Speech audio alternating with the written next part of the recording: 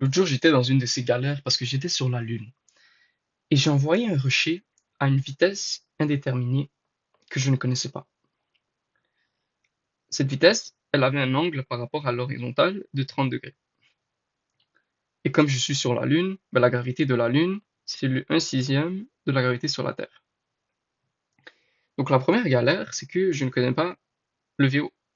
Donc, A, module de la vitesse initiale. Donc, trois petits détails à voir avant un problème de cinématique, c'est que tout ce qui est VY ou VO ou VX, pardon, ça va faire, ça peut se simplifier en VO fois, en V fois sin de l'angle ou V fois cos de l'angle.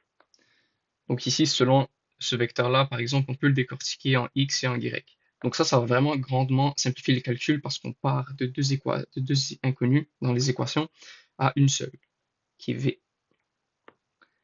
Ensuite, deuxième chose très importante, ici, l'objet n'est pas propulsé par un moteur. Donc, en AX, ça va être 0. Donc ça, c'est pour tous les problèmes de balistique en général, AX est 0, sauf si il y a une accélération propulsée par un moteur, des trucs comme ça. Et pour le troisième point, le T en X ou en Y va être identique. Donc le mouvement en X se déroule en même temps que le mouvement en Y, et on pourra donc faire des substitutions avec le T. Donc si je pars ici avec les formules de cinématique.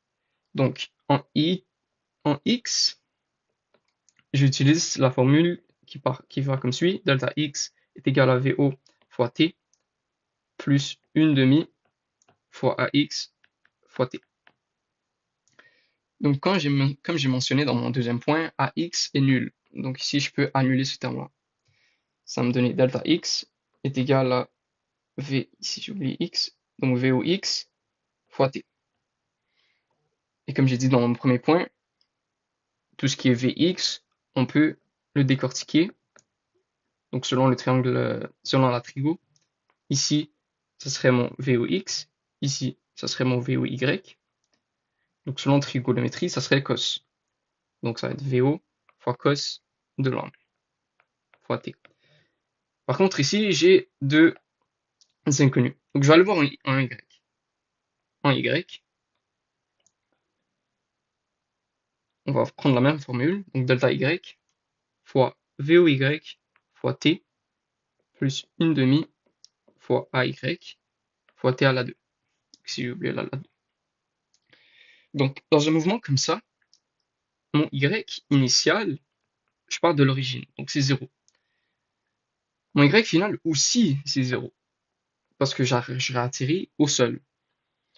Donc ici, je peux annuler ce terme-là. Donc ça me donne 0 est égal à VOY selon la trigonométrie. On avait dit que c'était VO fois sin de l'angle fois T plus une demi. AY, c'est l'accélération gravitationnelle. Dans le cas ici, ce serait moins 1 sur 6 fois G fois T à la 2. Donc si je réécris tout ça, VO fois sin de l'angle fois T plus, ou plutôt moins, 1/12 fois G fois T. Donc ici, je me retrouve avec une équation 1 en X et équation 2 en Y. Et comme j'ai dit dans mon troisième point, le T est le même qu'il soit en X ou Y. Donc ici, on pourra l'utiliser pour des substitutions. Donc ici, je peux isoler mon T, pardon. Donc ça va faire delta X sur VO fois cos de l'angle est égal à T. Et je peux venir substituer mon T dans mon équation 2. Donc ici, 0 est égal à VO fois sin de l'angle fois delta X sur cos fois VO. Je l'écris à l'envers là, pardon. Moins 1 sur 12 fois G fois delta X sur cos de l'angle fois VO à la 2. Donc ici, il me reste juste à isoler VO. Donc je vais prendre ce terme-là ici et je vais l'envoyer à gauche. Donc ça va faire 1/12 fois G fois delta X à la 2 sur cos à la 2 fois VO à la 2. Et ensuite ici, fois VO fois sin de θ fois delta X sur cos de l'angle fois VO.